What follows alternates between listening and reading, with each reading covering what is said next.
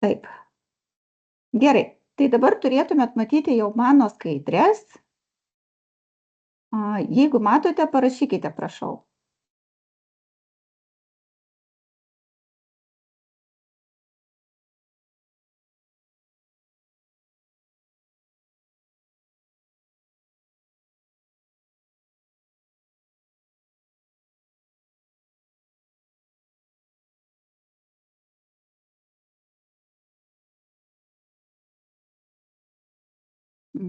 Dauguma mato. Gerai.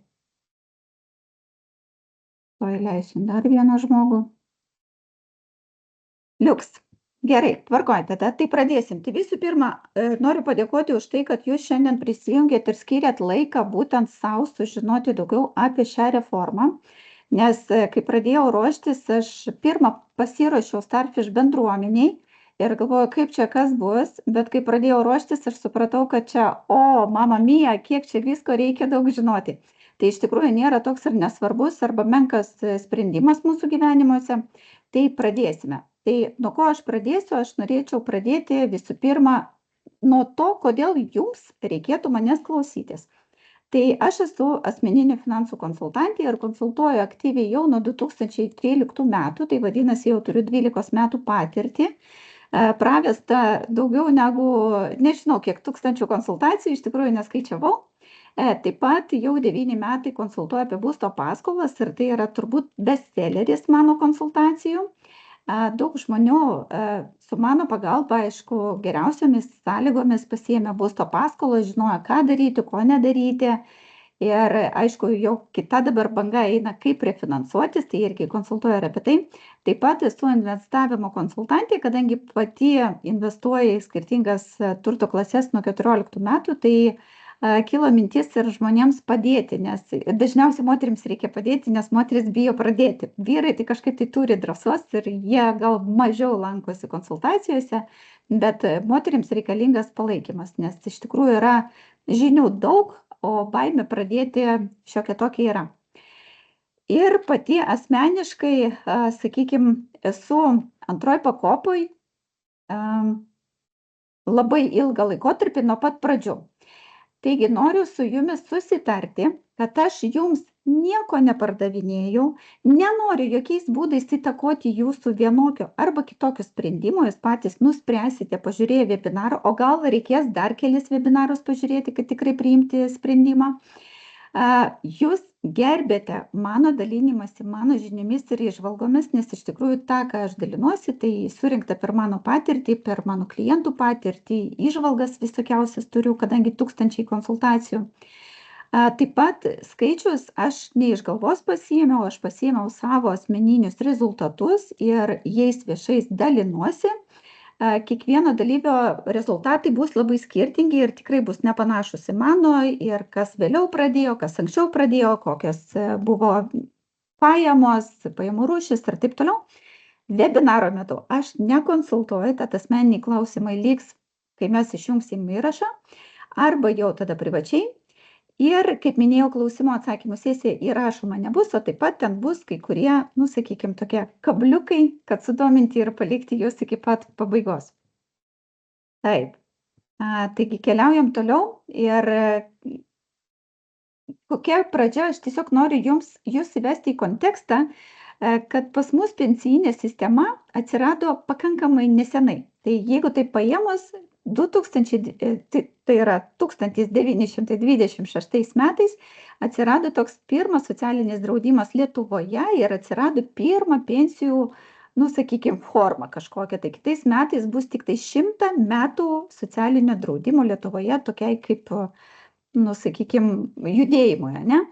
Ir tais laikais, kiek man teko skaityti, tik tai apie 20%, o kartais ir mažiau žmonių turėjo teisę gauti pensiją, nes tie, kurie dirbo ūkyje, jie negalėjo pretenduoti į tą socialinį draudimą.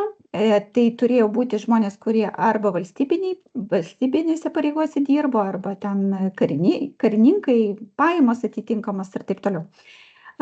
Paskui, aišku, buvo sovietmetinė sistema, apie ją nekalbėsim. Ir kai mes jau buvome laisvi, nepriklausomi, 94-95 buvo imtasi reformuoti tą pensiją.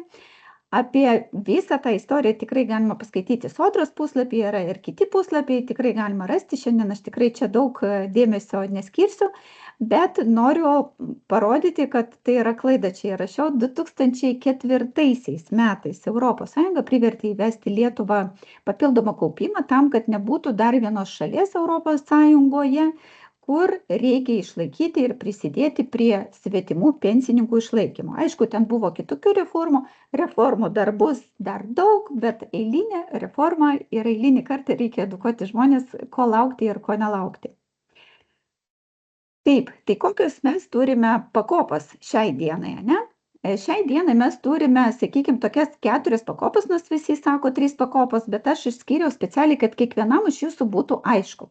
Tai visų pirma, kiekvienas dirbantis žmogus, dirbantis Lietuvoje, mokantis mokesčius Lietuvoje, jeigu jisai sukaupia bent jau 15 metų stažo, o tą jūs galite pasitikrinti savo Sodros paskyroje, turi teisę gauti bazinę pensiją, kuri sudaro beveik 300 eurų iki 35 metų. Kodėl iki 35? Nes jeigu žmogus sukaupia daugiau negu 35 metai stažo, ta bazinė pensija šiek tiek didėja. Tai kadangi didžioji dauguma bus apie 30-35 metų surinks stažo, tai aš taip ir rašau, kad čia didžioji dalis visgi bus 300 eurų. Kita dalis yra individuali dalis, kur jau kiekvienas individualiai priklausomai, kiek jisai uždirbo, kiek mokėjo mokesčių ir taip toliau, surenka tam tikrą taškų kiekį. Ir šiai dienai 25 metų vieno taško vertė yra 7 eurai 16 centų. Tai vadinasi, jūs kai prisijungėte prie savo Sodros paskyros, jūs galite matyti, kiek pas jūs šiai dienai sukaupta metų būtinojo stažo ir kiek šiai dienai turite tam tikrų taškų. Tai kadangi aš minėjau, kad rodysiu savo pavyzdžius, tai 27,3 taško yra jau sukaupta pas mane ir jeigu teoriškai aš išeičiau šiandien arba po mėnesio į pensiją, tai mano pensija sudarytų 300 eurų bazinės pensijos ir taškai paversti eurais dar prisidėtų beveik 200 eurų, tai šiandien aš išeičiau su beveik 500 eurų į pensiją. Kiekvienas galite dar kol kas savo skaičių neskaičiuoti, bet tiesiog pagalvoti, ar jūs išgyventumėt iš 500 eurų ir kaip atrodytų tas gyvenimas. Todėl mes turime antrą pakopą. Kiekvienas irgi pats asmeniškai galės nuspręsti po 26 metų, ar jisai nori likti toj sistemai, ar nenori likti toj sistemai ir prisidėti ar neprisidėti. O taip pat, kas nemažiau svarbu, tai yra savarankiškas kaupimas, investavimas, nekilnojamas turtas nuomai arba kapitalo prieaugiai, verslo kūrimas ir taip toliau. Tai kalbėsim šiandien būtent apie tą trečią punktą, tai yra antra pakopa. Taip. Tai pirma, ką reikia suprasti, kaip skaičiuojasi ta tavo įmoka į antrą pakopą. Tai aš čia pateikiau kelis pavyzdžius, nes kiekvieno vis tiek mes, pavyzdžiui, nepaskaičiuosime, tikrai galima atlikti savarankiškai. Tai pavyzdžiui, aš paėmiau 2 variantus pagal darbo sutartį ir 1 variantą pagal individualią veiklą. Tai jeigu žmogus uždirba 1500 bruto, tai yra ant popieriaus, tai jo įmoka sudaro 45 eurus per mėnesį. Nuo jo jau, kaip sakant, atlyginimo. Valstybės priemoka kas mėnesį sudaro šiais metais 30 eurų. 33 centų, jeigu kažkas yra čia iš tiksliukų. Jeigu žmogus gauna dvigubai daugiau, tai yra 3000 eurų ant popieriaus gauna, tai tada jo įmoka jau bus, aišku, dvigubai didesnė, 90 eurų per mėnesį ir valstybės priemoka lieka ta pati 30,33. Tai vadinasi, jūs turėtumėt mąstyti ne kaip vartotojas, o kaip investuotojas, jeigu mes norime tikrai uždirbti pinigų ir turėti turtingą ir ilgą sveiką gyvenimą. Tai jeigu kažkur žmogus investuoja 45 eurus, tai čia, sakykime, nuo minimalaus atlyginimo, valstybė jam prideda 30 eurų. Tai yra beveik 80% grąžos, galima sakyti, investicinis. Jeigu žmogus uždirba ant popieriaus 90 eurų, tai valstybė prideda, sakykime, 30%. Tai irgi yra pakankamai daug, jeigu žiūrėti, kad tai yra garantuota investicinė grąža. Su individualia veikla dar įdomiau, jeigu žmogus dirba tik tai pagal individualią veiklą, neturi jokių darbo pajamų, tai jisai uždirba, sakykime, aš čia taip preliminariai paėmiau apvalų skaičiuką, tai uždirba 20 000 irgi, sakykime, prieš mokesčius, tai jo įmoka už metus sudarytų 378 eurus ir kai žmogus jau kitais metais deklaruoja, tai yra 26 metų pavasarį deklaruoja, tai valstybė primoka už 25 metus 360 beveik 4 eurus, kas sudaro su individualia veikla beveik 100%, jeigu žmogus, aišku, uždirba tik tai 20 000, atitinkamai 40 000, 30 ar panašiai. Ir vat įdomiausias dalykas, ko žmonės nežino, kad jeigu žmogus dirba savo mažoj bendrijai ir gauna pajamas pagal civilinę sutartį, jisai kaip ir nemoka jokių VSD, moka tik tai privalomai sodros draudimą, tai yra 72 eurai.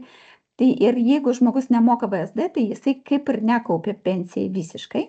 Bet kai išjungsiu įrašą, aš galėsiu papasakoti, kaip galima tą padaryti ir su MB turėti savo antrą pakopą, jeigu žmogus, aišku, turi tokį tikslą. Taigi prieiname prie svarbiausių pokyčių antroji pakopai. Tai kokie pokyčiai esminiai yra? Tai čia iš sodros puslapio, kaip matote, screenshotas padarytas.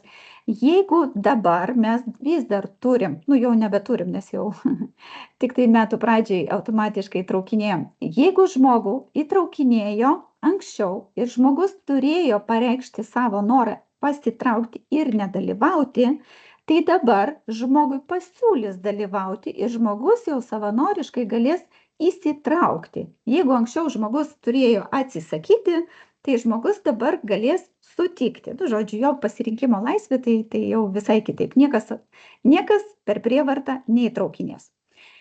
Jeigu dabar mes dar neturim galimybės pasitraukti, tai yra nesulaukęs pensijinio amžiaus, žmogus negali pasiimti pinigų, tai dabar mes nuo 26 metų turėsim 2 metus su galimybė visiškai pilnai pasitraukti, o tie, kurie pasiliks, dalinai. Tai čia irgi pasakosiu. Jeigu žmogus anksčiau ir dabar vis dar iki 25 pabaigos, žmogus negalėjo pasiimti sukauptas lėšas, tai dabar žmogus, kaip ir sakiau, gali pasiimti arba visas, arba dalį ir padaryti savo kažkokį tai sprendimą. Ką aš noriu pasakyti, bet kokį sprendimą, čia yra pakankamai svarbus sprendimas kai kuriems galbūt ir ne. Mes turime 2 metus langą, tai iš tikrųjų labai raginu neskubėti, nes tikrai galima pagalvoti ir persigalvoti dar. Aš ir pati savo šiandien turiu vieną pasirinkimą, bet tikrai negaliu drąsiai teigti, kad po 2 metų nepersigalvosim. Taip, ar iki šios vietos viskas aišku, ar yra kažkokių tai klausimų? Norėčiau paklausti. Pažiūrėsiu aš jūsų chatą. Tai klausimus rašykite į chatą pagal temas, nes jeigu sakykime, ne į temą, tai mes atsakinėsiu tada vėliau. Gerai, tada aš tiesiu, kokiegi dabar yra pasirinkimai, tai yra ne dabar, o nuo sausio 1 dienos kokie bus pasirinkimai. Tai 4 iš viso pasirinkimai, nieko nedaryti, pilnai nusitraukti bet kokius santykius su antra pakopa ir visiškai pasišalinti iš šitos sistemos, stabdyti įmokas, bet tai yra žmogus nemokės įmokų, bet sukauptą kapitalą palieka dirbti fonde, nes parodysiu, kaip fondai dirba ir uždirba.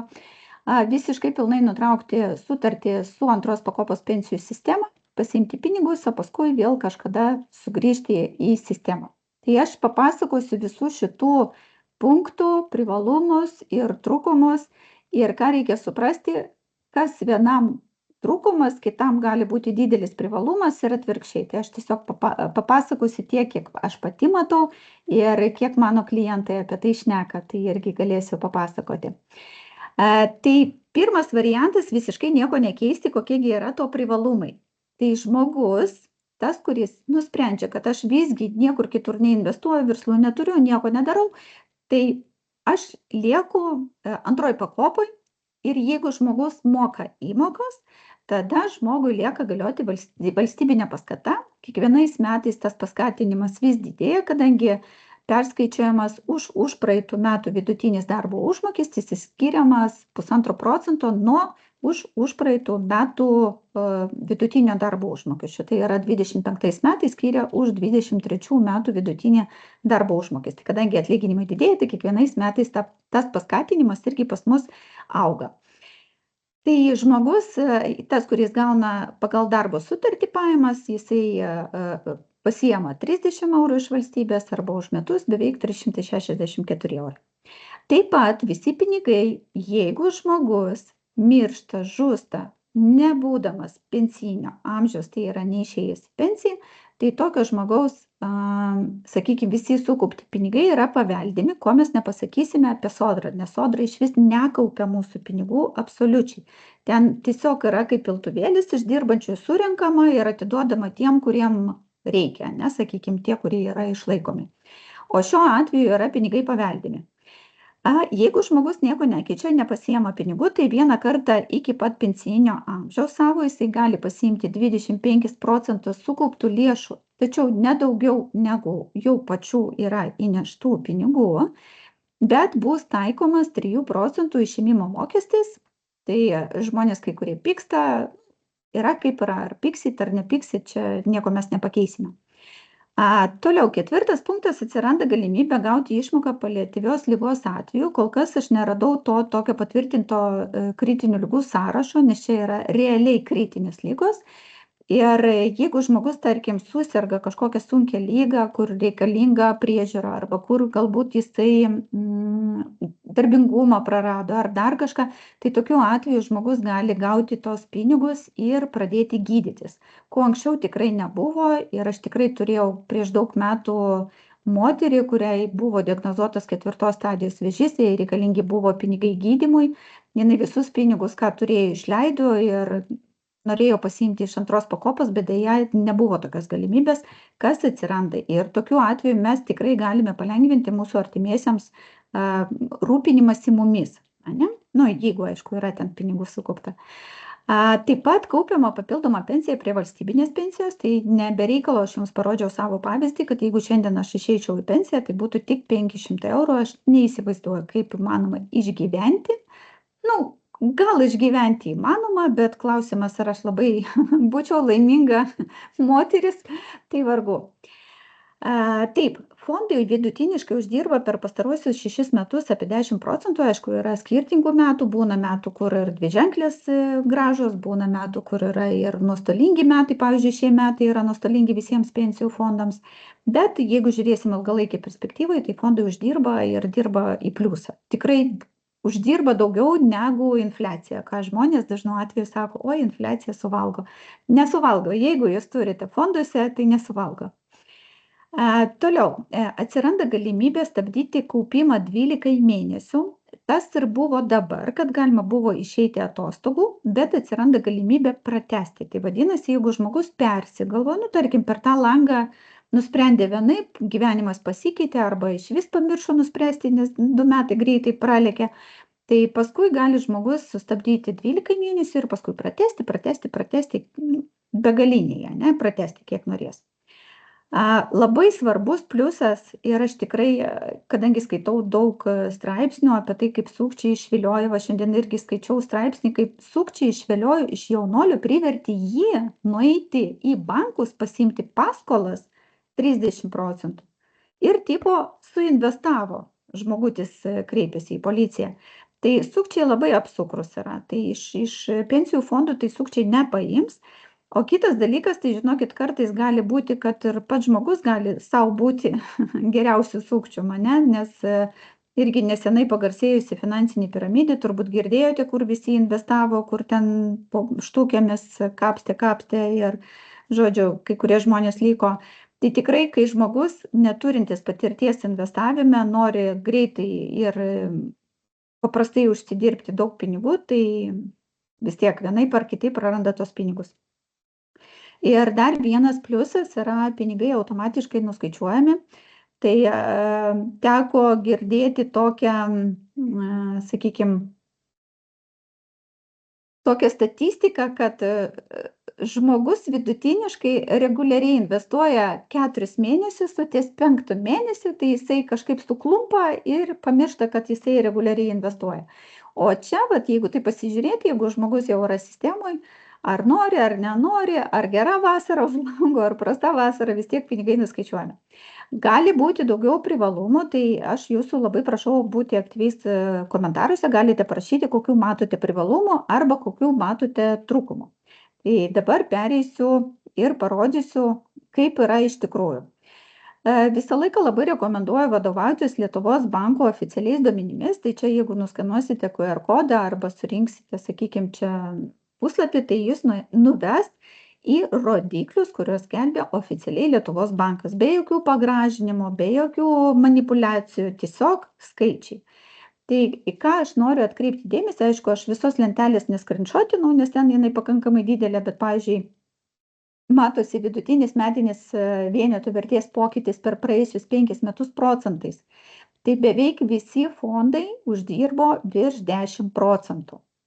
Nu, kažkas veikia trumpiau, bet čia yra oficiali Lietuvos banko statistika. Tam, kad nesakytumėt, kad čia fondai neuždirba. Jeigu žiūrėti vidutinišką ilgalaikę Lietuvos infliaciją, tai yra 2-3%, šiai dieną mes turime apie 4%, tai bet kuriuo atveju daugiau uždirba negu mūsų infliacija. Aišku, kai buvo karo metai, ten, sakykime, tie 22, tai ten buvo dviženklė infliacija, bet čia yra netaisyklė, o yra daugiau, sakykime, išimtis.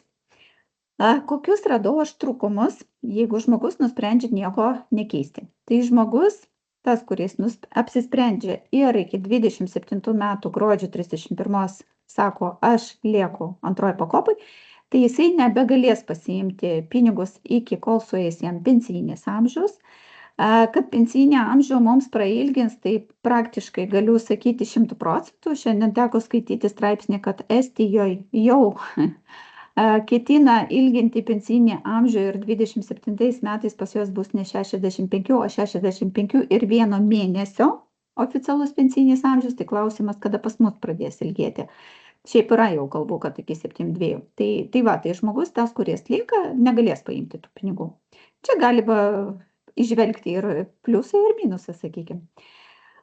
Sulaukęs pensijos žmogus privalės išsipirkti anuitetą, jeigu jis viršija tam tikrą sumą. Apie sumą aš dar lentelę parodysiu. Bet ką reikia pagalvoti, ne? Tai pavyzdžiui, jeigu žmogus sulaukia pensinio amžiaus ir jam reikia išpirkti anuitetą, tai jisai turės sumokėti vienkartinį 2,5%. Sakykime, šiai dienai Sodra tik tai anuitetus parduoda. Bet jeigu žmogus kažkur savarankiškai investuoja, tai jisai bet kuriuo atveju mokės 15%, bet nuo pelno. Tai reikia irgi šitoj vietoj skaičiuoti, jeigu žmogui, sakykime, apsisprendimas yra kažkoks tai priklausomai nuo sumos. Jeigu, sakykime, sukaupta suma yra maža, tai tie 2,5% apie nieką, ne? Bet jeigu žmogus, sakykime, sukaupia pakankamai daug pinigų savarankiškai investuodamas, tai tie 15% nuo pelno gali sudaryti labai daug. Tai irgi kiekvienas turi skaičiuoti savo skaičiukus. Nu, aišku, čia yra skaudžiausias, ko mes negalime nei įtakoti, nei pakeisti, nei dar kažkaip tai atsisakyti. Tai politinės manipulacijos, tai visą laiką bus kažkokios politinės manipulacijos, ateina nauja valdžia, vėl reikia kažkokią reformą, vėl reikia kažką keisti, nu žodžiu, kiekvieni ateina su savo kažkokiais pažadais ir nuo to nepabėgsime. Ir jeigu žmogus arba šeimos, kurie planuoja kažkur tai emigruoti į kitą šalį ir nori pasiimti pinigus ir tenai prisidėti, tai to irgi negalės padaryti, nes net ir emigravus vis tiek ta antra pakopa, jinai taip ir liks Lietuvoje, kaip ir ta pati Sodra, nesakykime, jeigu žmogus turi 15 metų tą darbo stažą. Tai čia šitoj vietoj pensija yra pensija, mes nekalbam apie turtingą, laimingą gyvenimą. Jeigu turite klausimų, tai rašykite į čatą, o aš einu tada toliau. Tai kokie šiai dienai galimi pensijų išmokų būdai, ne? Tai čia yra aktualu tiems žmonėms, kurie, tarkim, jau yra 62, 3, 4, 5 metų planuoja išeiti į pensiją, tai jie turi žinoti. Jeigu žmogus yra sukaupęs mažiau negu 5400 eurų, tai jisai gali visus pinigus paimti, nežinau, ką su jais daryti, ta prasme, tie 5400 ar išgelbės ką nors nuo skurdo vargu. Jeigu žmogus jau viršija 5403, bet neviršija 10 807 eurų, tai jam gali būti periodinė įmoka arba žmogus lygiai taip pat gali išsipirkti pensijų anuitetą. Pensijų anuitetas iki gyvos galvos iš principo, ne, sakykime, kol žmogus gyvena, tol gyvena. Periodinė išmoka, tai čia bus 20 metų, ne, sakykime. Tai jeigu padalinti 6000 ir 20 metų, tai, nu, ką žinau, ar čia labai jau žmogui reikia džiaugtis ar nusiminti, gal ir geriau būtų gauti tos 10 000. Jeigu žmogus viršia 10 807, bet neviršia 64, tai tada privalomai reikės išsipirkti kažkokį anuitetą arba vieną arba kitą būdą ir sumą, kuri viršia 64 804, galima pasiimti tiesiog grinais ir jau daryti tą, ką žmogus nori. Kol aš kalbu, jūs irgi turėkite omeny, kam jums tie pinigai, jeigu mes kalbam apie pensinį amžių, kad anūkam padovanoti, vaikam padovanoti, namą pastatyti, sodą nusipirkti, ar nusipirkti nekilnojamą turtą, nuomoti ir gauti nuompinigius, kad galima būtų prisidurti prie gyvenimo pensiniam amžiui. Nu, žodžiu, čia jau šitoje vietoje reikia patiems pagalvoti ir atsakyti. Gerai, toliau, pasitraukti visiškai privalumai, trūkumai. Aš tik tai patikrinsiu, ar neparašėt man nieko. Taip, yra klausimas. Geri klausimai. Jeigu nieko nedaryti, tai sulaukus pensijos negalima pasimti visus pinigus. Jo, tai va ką tik atsakiau aš Alicijai. Ar gerai suprantu, jeigu emigruočiau ir pensiniam amžiui negyvenčiau Lietuvoje, negalėčiau pasimti savo antrojo pakopos pensijų sukauptų pinigų. Pensijiniam amžiui taip galėtum pasiimti, bet jeigu, pavyzdžiui, išvažiuoji būdama jauna, ne, sakykime, nu, tai tų pinigų negalėtum pasiimti. Tai va. Gerai, tada keliaujame toliau. Jūs papildykite, jeigu ką, aš tikrai reaguosiu jūsų komentarus ir papildymus ir klausimus. Kokie yra privalumai pasitraukti visiškai? Tai gauni pinigus čia ir dabar, aš dabar kabutėse rodau, nes tikrai aš parodysiu vėliau, kad čia yra įsivaizdavimas, kad jūs gausite čia ir dabar. Kitas privalumas, kaip investuotoja pati, tai aš tikrai labai žvelgiu čia didelį pliusą, nes paimti pinigai per tą langą, tai yra nuo 26 sausio 1 iki 27 gruodžio 31, tai investicinis pelnas neapmokestinamas GPM. Ir tie, kas sukaupia, tai tikrai supranta, kaip yra nefaina mokėti tą visgi pelno mokestį, valstybė jau norisi viską savo paimti. Tai vat per šį langą tai tikrai galima viską savo paimti. Ir koks yra dar didelis privalumas, nežinau, kiek iš čia esančių žino apie tą progresinį GPM, kur čia viskas jau skaičiuosis ir kuo daugiau ten žmogus turės pajamų skirtingų, pardavė automobilį, pardavė ten dar kažką.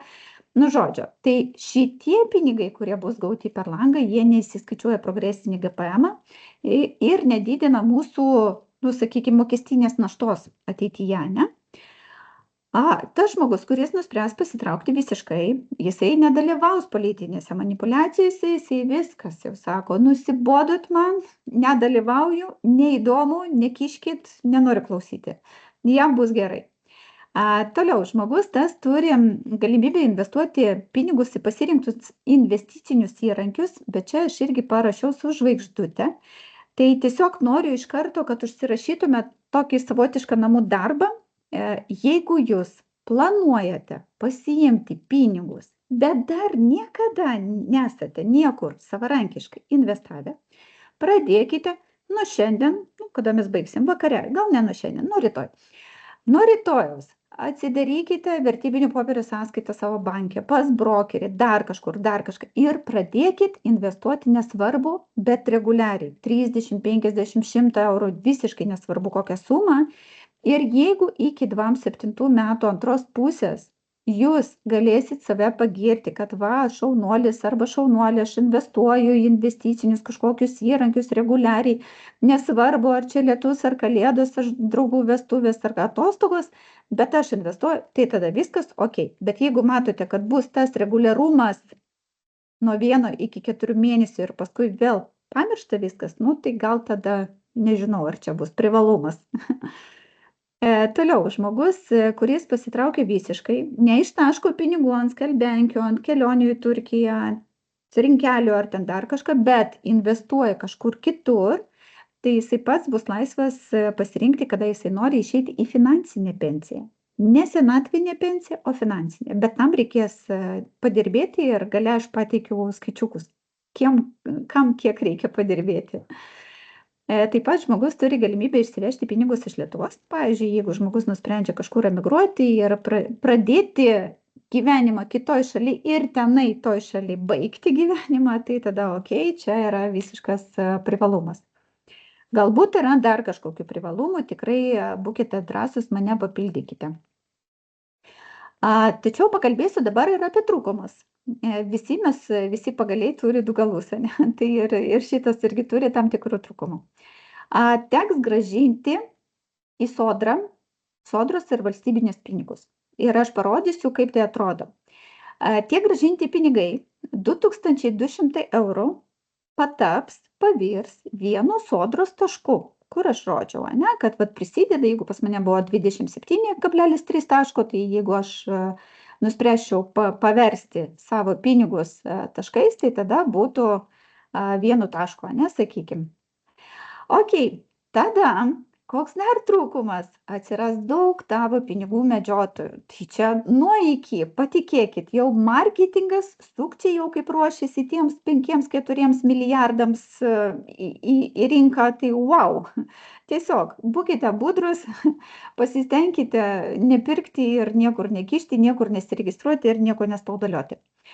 Jeigu žmogus visiškai neturi jokių alternatyvų, ką aš turiu omeny alternatyvos, jeigu žmogus nekuria verslo, jeigu žmogus neinvestuoja, jeigu žmogus neperka nekilnojamo turto, kurį nuomoja ar ten vysto kažkokį kitą nekilnojamą turtą, tai žmogus liks priklausomas tik tai nuo sodros pensijoje ir galės išeiti į pensiją ne tada, kai jisai bus finansiškai laisvas, o tada, kai jam leis valstybė. Tai čia yra trūkumas. Tai užtat tikrai užsiimkite verslais, investavimu, nekilnojamu turtu. Jeigu žmogus pasitraukia visiškai, pasiema pinigus, panaudoja jos taip, kaip jam norisi arba taip, kaip gaunasi, tai jam jau nebegalios kritinių ligų draudimas. Tai irgi nepamirškite, kad Lietuvoje yra statistika labai prasta dėl kritinių ligų. Žmonės tikrai susirga ir dažniausiai tai yra ne onkologiniai susirgymai, o yra infarktai ir insultai. Tai tokiais atvejais žmogus jau turėtų turėti arba santaupų, arba turtingus giminaičius, arba gyvybės draudimą su dideliam apsaugom. Ir didžiausias trūkumas, kurio aš asmeniškai bijau ir turėtų bijoti visa Lietuva, tai šoktels infliacija vienareikšmiškai, brangs viskas, nekilnojamo turto bumas, tai tikrai ruoškitės, nes pirmas dalykas, Lietuvos bankas mažina iki 10% pradinį įnašą pirmai paskolai. Į rinką įplauks belenkiek pinigų, tai tikrai bus nekilnojamo turto bumas. Tikrai prekės ir paslaugos iš paskos keliaus, nes jeigu žmogus bus neįgalus įpirkti kažkokį būstą, tai jisai ieškos, kur daugiau uždirbti, arba brangins savo paslaugos, brangins prekes, tai žodžiu, tai tikrai būtų nelabai protinga. Šitoj vietoje aš norėčiau šiek tiek daugiau papasakoti, aišku, iš viso kaupiančiųjų antroji pakopoje yra kažkur 1,4 milijono. Užsiregistravusiai seminarą buvo 150 žmonių ir dabar matau 40 keli prisijungė gyvai, ne? Tai jeigu 40 paliesiu, tai mes aišku įtakos 40 žmonių 1,5 milijonai nepadarysime, bet vis tiek mes galime padaryti. Tai kokia mano idėja, net jeigu planuojate pasiimti pinigus, tai tikrai ne į vartojimą, arba nukreipkite tos pinigus kažkur į investavimą, arba pasiimti etapiškai, tai yra ne iš karto 26 pradžiai su pirma banga. Su pirma banga tai ten tikrai bus labai blogai, jau kitą pavasarį bus blogai. Tai jeigu planuojate kažką pirkti, nekilnojamą turtą, kažkokias prekes, ten buitinę techniką, dar kažką, tas pačias keliones užsakykite dar šiais metais, kad nereikėtų pakliūti į tą pabrangimo bangą. Galbūt yra dar kažkokių trūkumų, jeigu išvelgiate, tai tikrai parašykite, o dabar norėsiu parodyti, kaip tai atrodo realiai. Ne? Tai pavyzdžiui, čia aš išvardinau, kas gali būti tie medžiotojai. Tai aišku, sukčiai vienareikšmiškai, reklamos bus nutaikytos į jūsų pinigus irgi vienareikšmiškai, įvairi technika, kur irgi pirk dvi skalbenkės ir gauk, nežinau, orkaitę dovanų, nežinau, ką darysite su tom viskom, bet irgi kelionio agentūros, investavimo konsultantai, investavimo platformos, nekilnojamo turtas, nu žodžiu, visi medžios, visi norės pasiimti bent jau gabaliuką nuo tų 5 milijardų, ne? Ir aš čia padariau screenshotą irgi iš vienos platformos, kur skaičiuoja, bet skaičiuoja, sakykime, taip į vieną pusę. Aš įvedžiau savo preliminarius skaičiukus, įvedžiau, kurioj grupėje aš kaupiu ir dėmesio, man rašo, kad čia 7,78. Fondai tikrai uždirba virš 10%. Čia irgi paimtas ne visiškai tikslus, aš specialiai buvau užėjusi į analitiką investavimo, tai irgi yra skirtingi, sakykime, skaičiai. Ir aišku, ko čia neįvertina, tai neįvertina čia vis tiek su valstybės priemoka yra įmokos, o čia kaip ir žmogus turėtų valstybės priemoką nuo savęs, tai gaunasi, kad didesnė įmoka šiek tiek. Bet aišku, jeigu pavyks išgauti kažkokius geresnius procentus, apie 14%, tai vienareikšmiškai tai bus ženkliai geriau investuoti į ETF-us. Tik tai reikia suprasti, kad tam tikri ETF-ai, pavyzdžiui, va šitas XR8, jisai kainuoja 600 eurų. Ir jeigu jūs skyrėte savo antrai pakopai, nežinau, ten 50-60 eurų kažkiek, tai jums reikės beveik metus kaupti, kad nusipirkti vieną ETF-ą. Nu, klausimas yra, ar čia tikrai jūs tą darysit periodiškai, disciplinuotai ir taip toliau. Nu, tai žodžiu, kiekvienas turite pagalvoti. Tai tokios skaičiuoklės irgi gali būti tam tikri spąstai, kai žmogus įsiveda, tai aišku, tai čia nafik man čia, žinai, čia 82, o čia bus 135. Bet yra daug dedamųjų, tai čia nėra tik tai procentukai, o čia yra dar psichologinis pasiruošimas. Tikrai yra nedaug žmonių, kurie pasirinkę ir periodiškai investuoja, nepaisant jokių gyvenimo metamorfozių, sakykime, ne?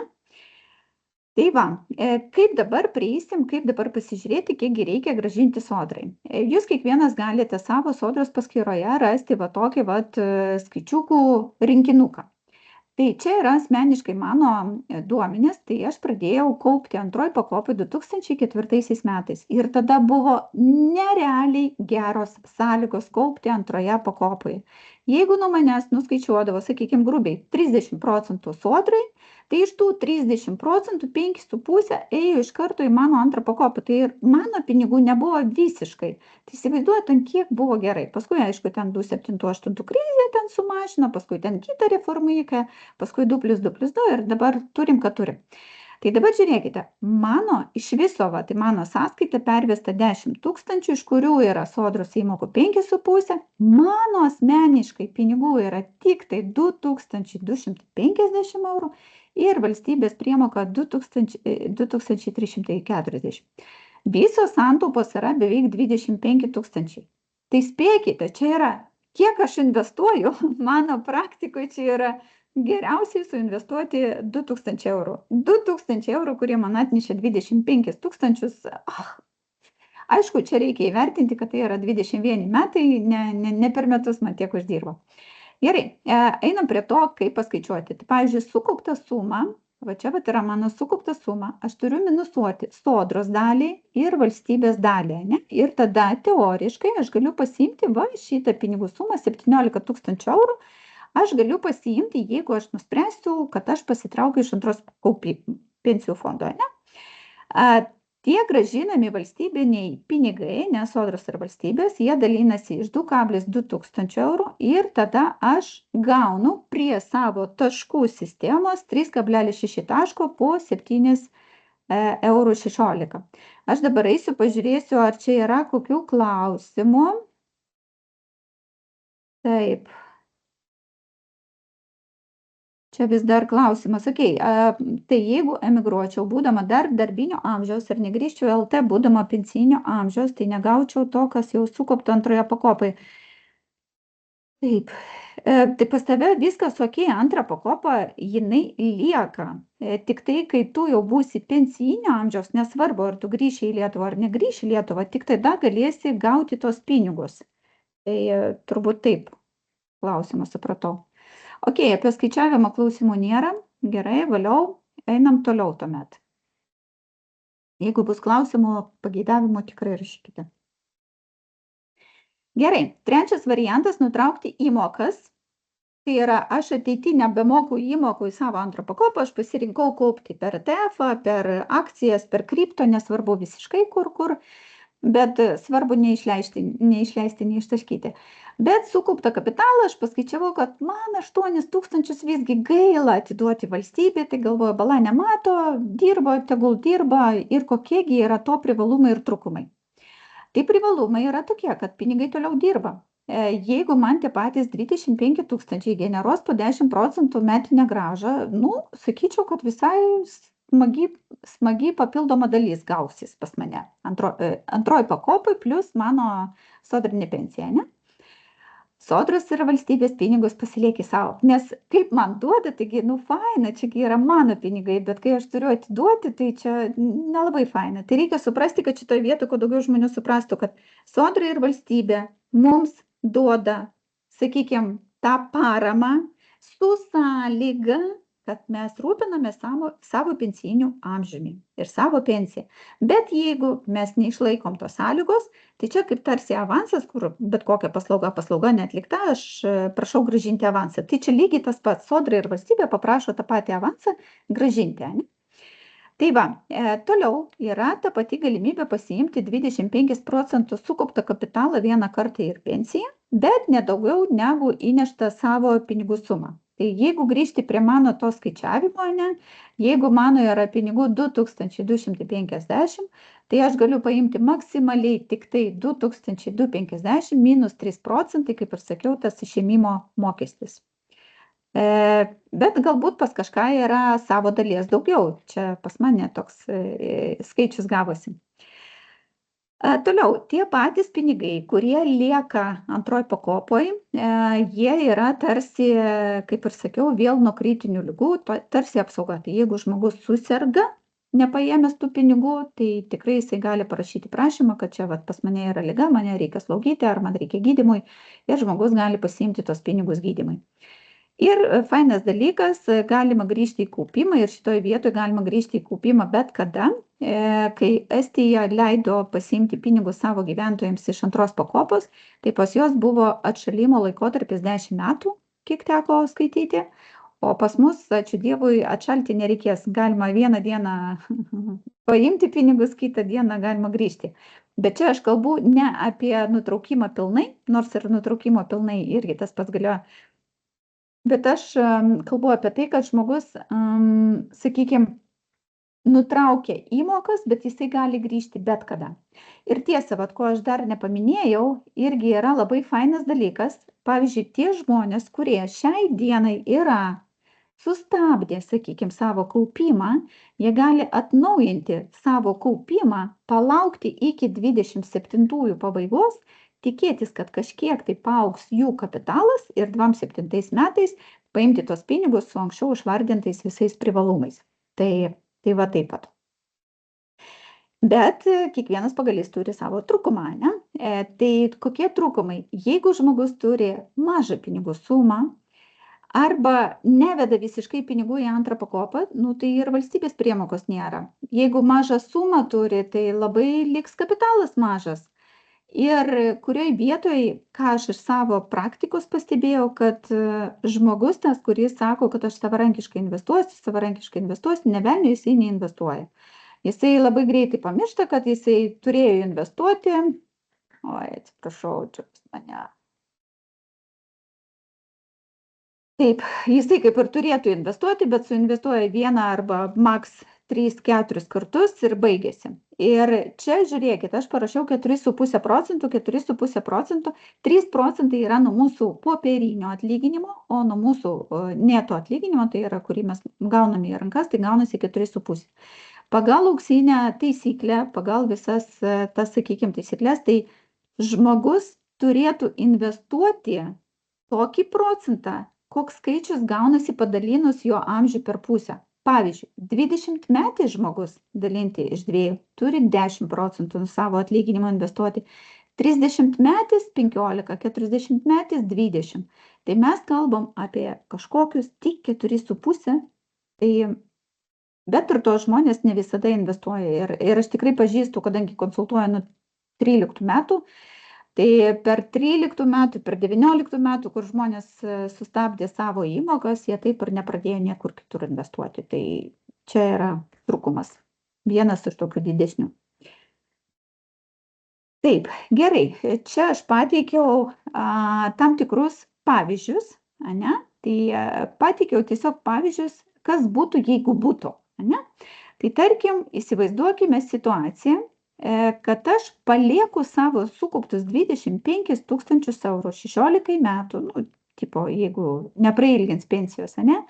Su 9 procentais, nors prieš tai rodžiau, kad 10 procentų uždirba pensijų fondai, nu, bet let it be, su 9 procentais, tai mano tie pinigai pavirs beveik 100 000.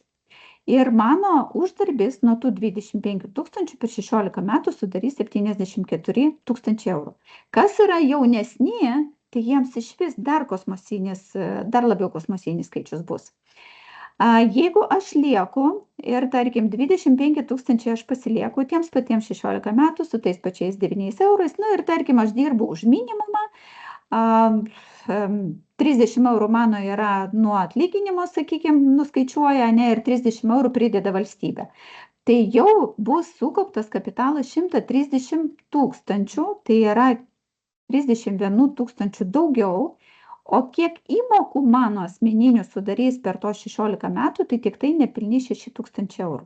Tai vat irgi reikia pagalvoti, kur jūs galite investuoti po 30 eurų, kurie jums gali atnešti, sakykime, nu, tokią grąžą. Pas kiekvieną yra skirtingi skaičiai, nes pas mane aš skaičiuoju startinis kapitalas 25 000. Taip, prasideda skaičiukai, tai aš dažniau užeisiu į čatą, nes tikrai gali būti su tais skaičiukais makalinės. Kiek valstybė mokės, kai sulauksi pensijos, jei nieko nedaryti, sukaupta. Jo, tai labai geras klausimas. Alicija klausė, kiek teoriškai galėtų sukaupti, ne? Tai pavyzdžiui, Sodros puslapyje yra skaičiuoklė, tik tai toj skaičiuoklėje reikia įrašyti, kad jūs esate, man atrodo, 60 metų gimimo, nu jau, sakykime, senjoras, nes kitaip skaičiuoklė nepaskaičiuos. Ir įrašyti savo skaičių, kiek jūs turite sukauptą pensiją, įrašyti skaičių ir bus 3 pasirinkimai, 3 anuitetai. Tai tos 3 anuitetus aš dar webinaro pabaigoje dar parodysiu, kad būtų aiškiau. Taip. Taip, gerai šitą papasakojom.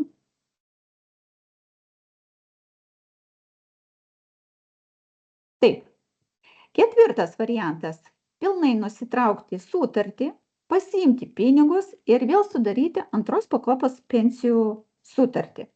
Kokiais atvejais tas gali pasiteisinti? Tarkim, žmogus iš tikrųjų žino, kad jisai nieko neinvestuos, nieko nedarys, atsiknyskit nuo manęs, aš žodžiu, bet jam reikia dabar pinigų pradiniam įnašui, galbūt jis turi kažkokius skolų, su kuriuom negali susitvarkyti, antstoliai durys beldžiasi, arba šiaip kokie gyvenimiški dalykai.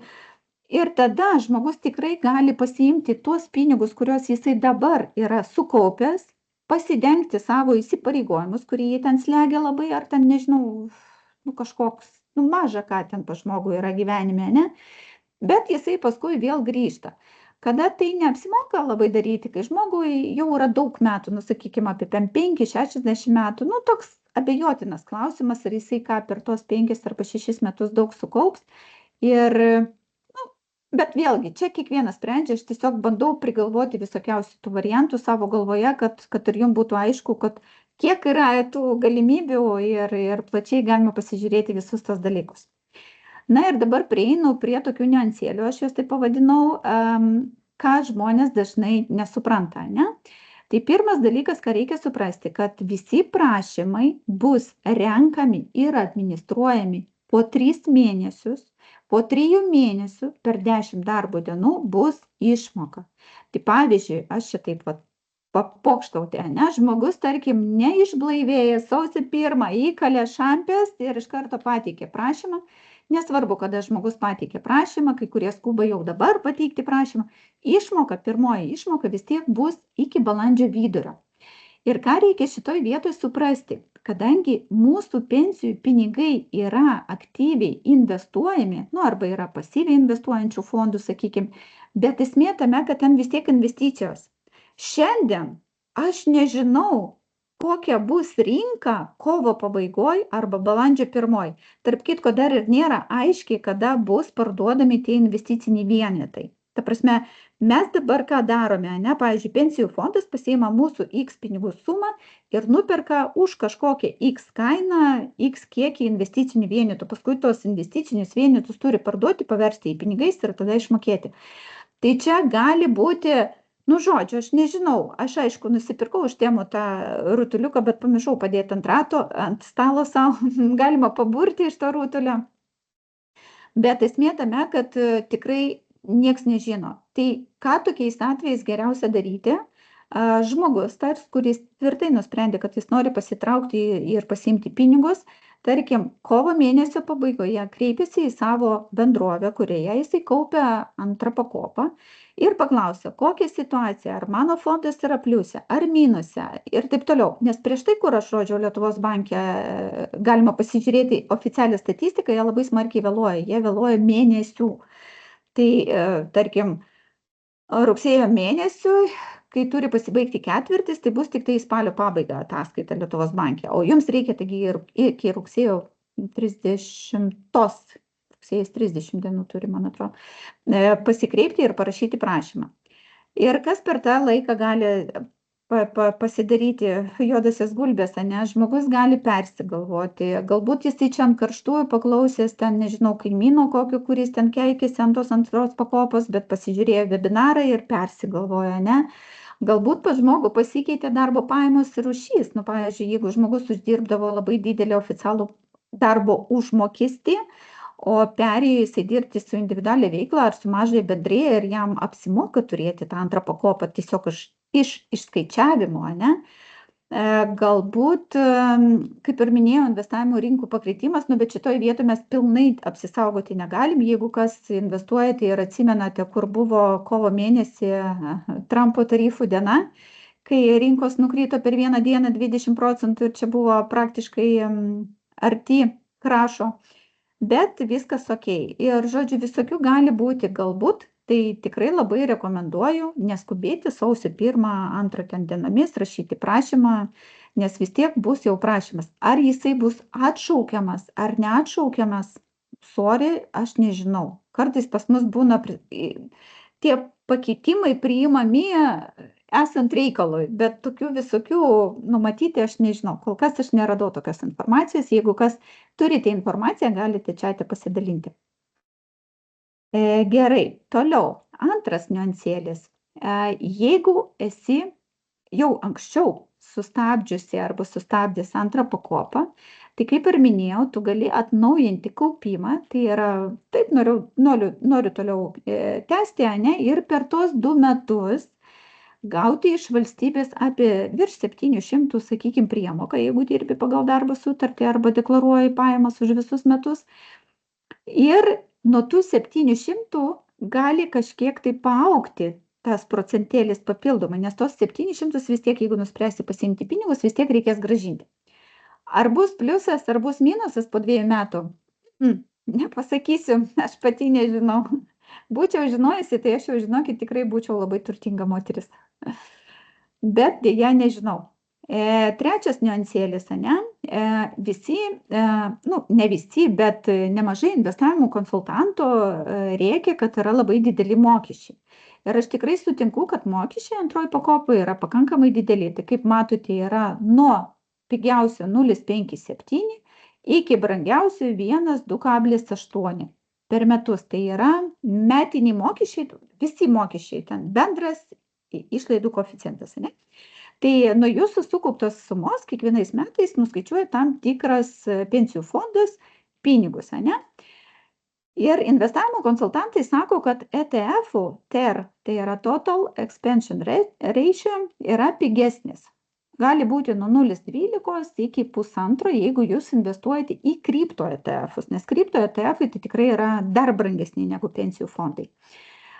Tas, kur aš jums rodžiau prieš tai pavyzdį iš kitos lentelės SXR8, tai jis iš vis turi 0,07 tik tai procentų, tai jis iš vis praktiškai nemokamai, ne?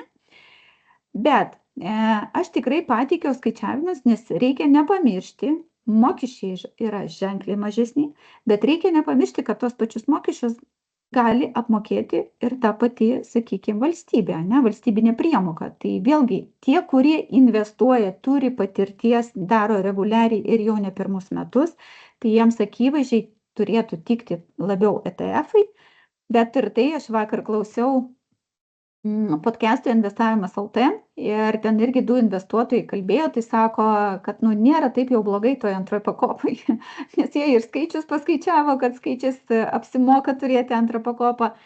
Ir dar Martynas Kairys irgi paminėjo, kad dar emociškai gaunasi toks diversifikacija, kad nuo savęs, nes bet koks investuotojas irgi nėra jisai robotas, kuris nesuklysta.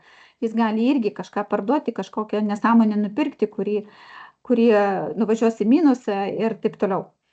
Tai va, jeigu kas norite, čia yra Go indekso konkrečiai šitas QR kodas, jeigu norite pigesnių mokesčių, galite pereiti, jeigu nežinote, kur jūs turite, tai vėlgi sodra.lt, prisijungiate prie savo paskyros, tai ten daug informacijos galite pamatyti ir sužinosite, kur kaupėte.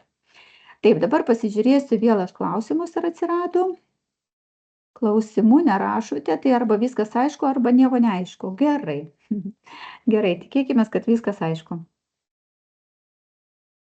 Taip, dabar jau bus dar daugiau skaičiukų, tai aš čia pateiksiu jums įvairiausius skaičius.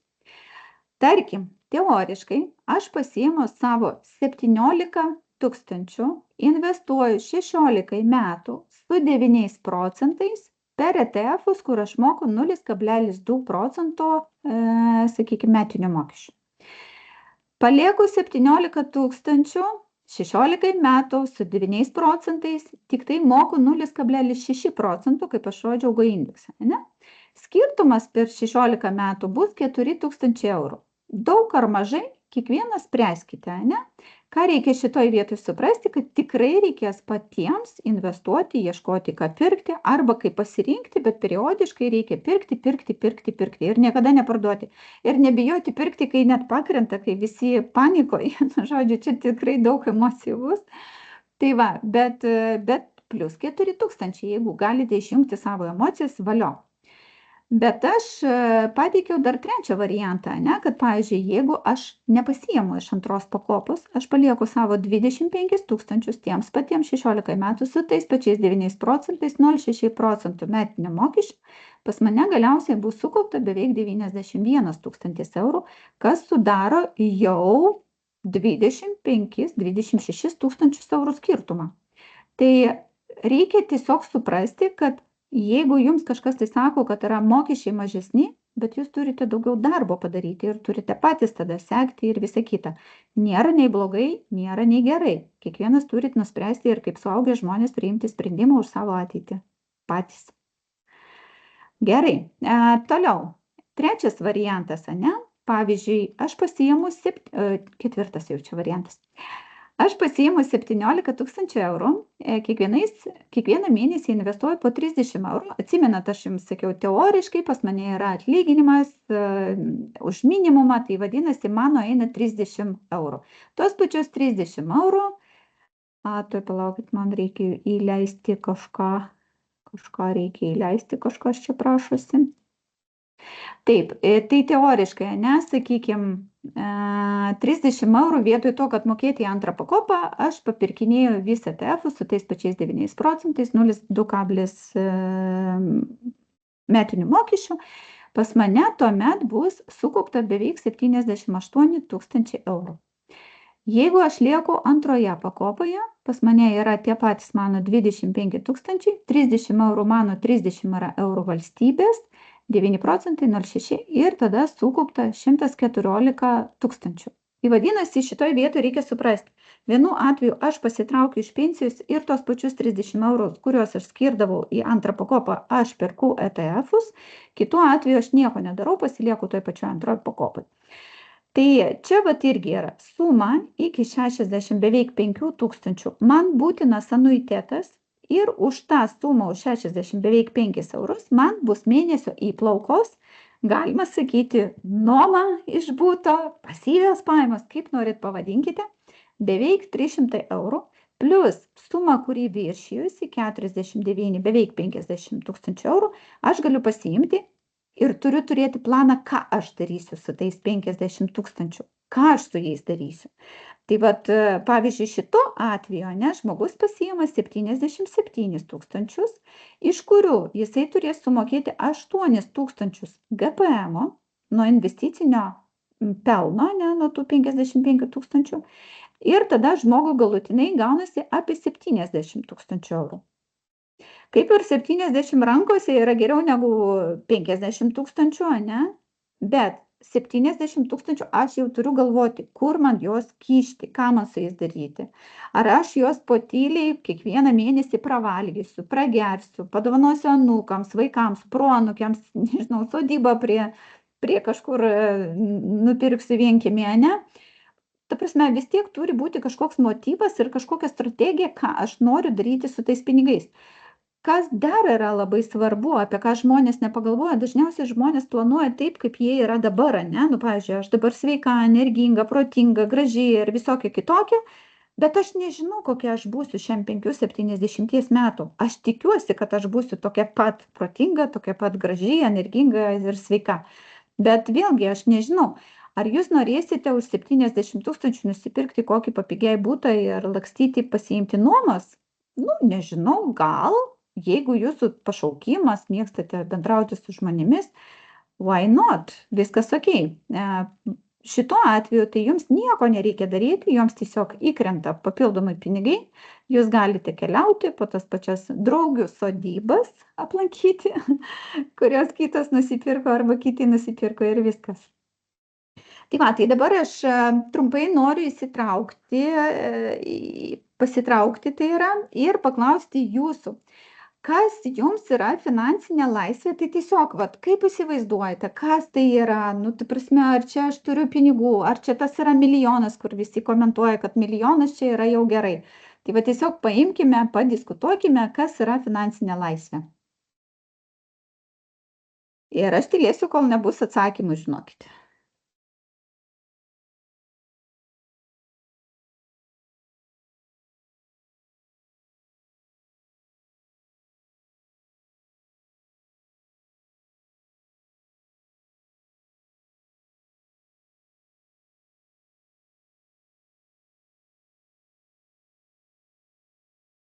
Taip, tai yra saugumo jausmas, kad nereikia galvoti apie pinigus kiekvieną dieną ir iš kur jų gauti. Finansinė laisvė rinktis, kaip noriu, kad būtų. Pasyvios pajamos, iš kurių galiu oriai gyventi ir nebedirbti. Ar bus dar kokių variantų?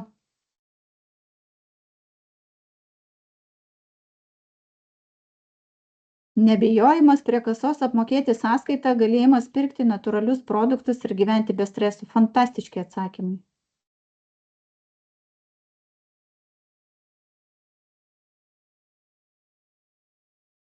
Ar bus dar kokių variantų?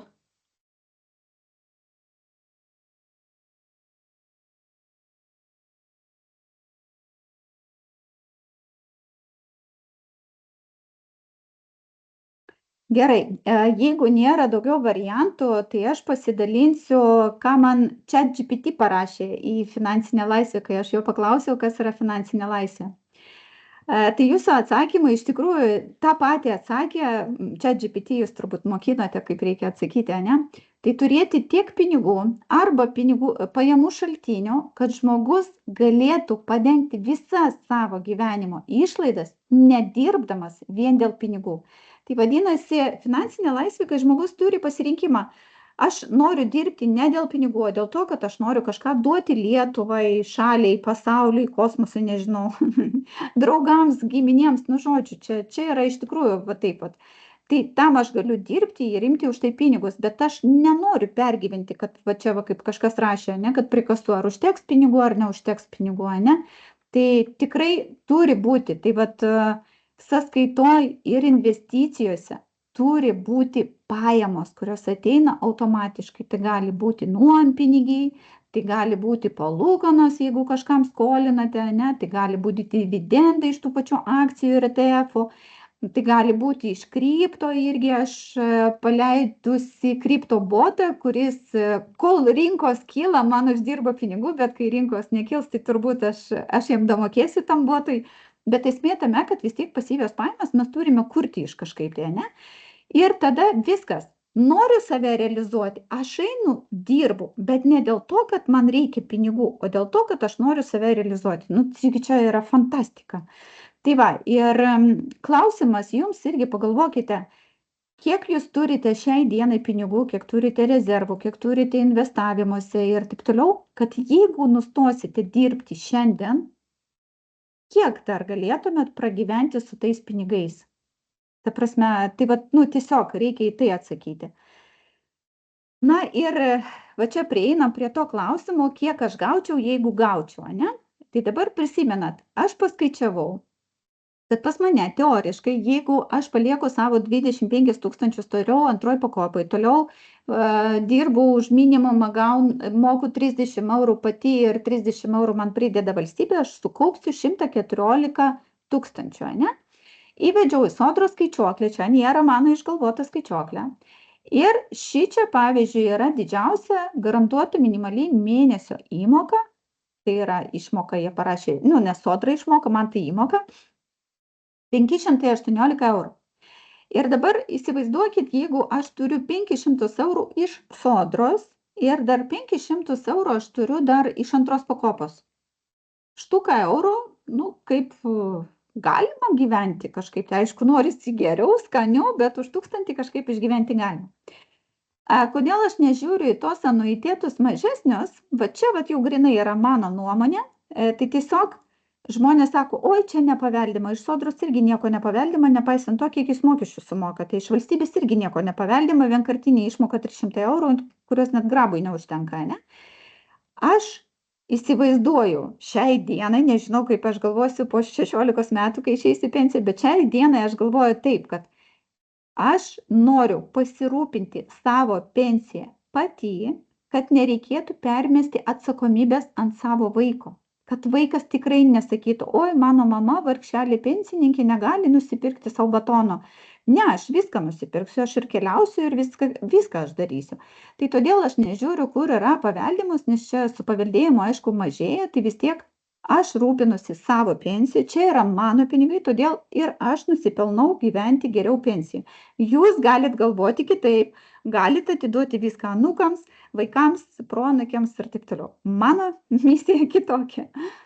Gerai, tada prisimenat, kur aš jums irgi rodžiau pavyzdį, kad jeigu investuojant savarankiškai, žmogus gali turėti 70 tūkstančių savo pinigų, jau turėti savo sąskaitoje, ar ten investicijose, ar dar kažką. Ir kadangi grąžina žmogus tuos 8 tūkstančius sodrai, tai pavirsta į taškus, tai yra papildomi 26 eurai prie pensijinės, prie sodrinės pensijos, ne? Tai žmogus tada turi galvelės skausmo, kur čia įkišti tos 70 tūkstančių, aišku, patarėjų iš karto atsirastų, čia investuok, čia investuok, čia investuok. Tai reikia per visą gyvenimą pradėti investuoti, kad turėti savo mąstymą ir savo supratimą, kur man įdomu, kur man saugu, kur aš uždirbu, kur aš neuždirbu, kur aš niekada neįčiau investuoti. O ne šiam 5 pradėti galvoti, kur aš čia dabar 7 gabalų įkišiu. Tikėtina, kad, nu, ne kažką.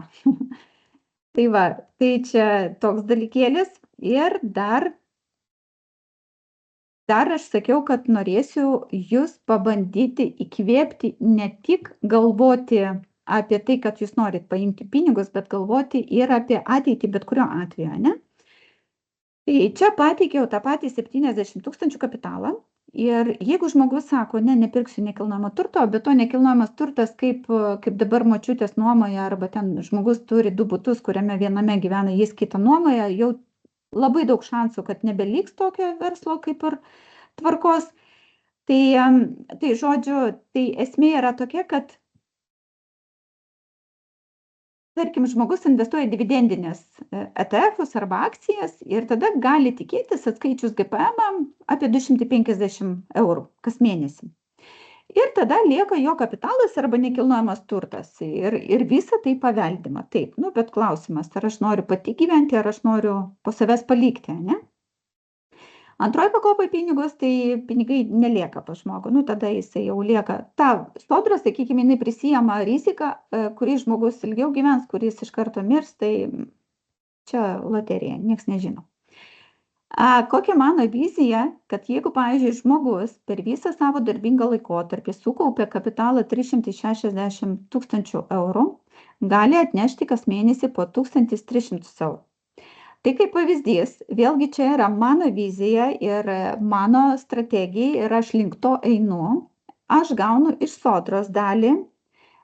Sodra, tai sakykime, aš visą laiką juokauju, jeigu bus daugiau tokių įkvėptų investuoti kaip aš, tai aš paskambinsiu, klausyk senė ar senis, ar gavai sodrinę pensiją, gal skrendam į Bergamo kavusytės atsigerti, vat tokiems reikalams sodra, ne? Gaunu priemoką iš antros pakopos ir faktas, kad aš turiu dar pradėti savarankiškai investuoti tam, kad aš gaučiau, nu, sakykime, normaliai keliauti, o ne šiaip iki poliklinikos keliauti, ne? Tai va, tai čia tokia mano vizija, tai nepaisant to, ką jūs nuspręsite, ar pasiimti pinigus, ar toliau kaupti, aš labai norėčiau jūs paraginti toliau tęsti investavimą ir jeigu dar nepradėjote, tai tikrai pradėkite investuoti. Mano patarimas šio vakaro yra neskubėti priimti sprendimą, mes turim langą beveik daugiau negu 2 metai dar. Pasižiūrėkite dar kartą įrašą, pasidalinkite su žmonėmis, kurie irgi blaškosi, nežino, ką daryti, ko nedaryti. Ir būtinai pasitelkite skaičiuoklės, kas geriausia jums. Po šio webinaro, tai webinaras dar nesibaigė, bet tiesiog pasakysiu, kad po šio webinaro aš atsiųsiu įvairias nuorodas su visokiam skaičiuoklėm, kaip sodros pažiūrėti ir visą kitą. Tikrai pasižiūrėkite, pasidomėkite, skaičiuokite, galėsiu atsiųsti irgi tą 2 investuotojų pamąstymus, ten irgi man susiklausė nerealiai gerai. Tai tikrai pasižiūrėkite ir mano įrašą, pasidalinkite jo ir visą kitą. Tai va, tai laikas dabar bus klausimams ir kaip žadėjau papasakosiu apie MB, kaip galima gauti antrą pakopą dirbant su MB. O dabar aš kol kas tada sustabdau įrašą. Tai tie, kas žiūri įrašą, viso geriausio, priimkite protingus sprendimus. O kas dar lieka?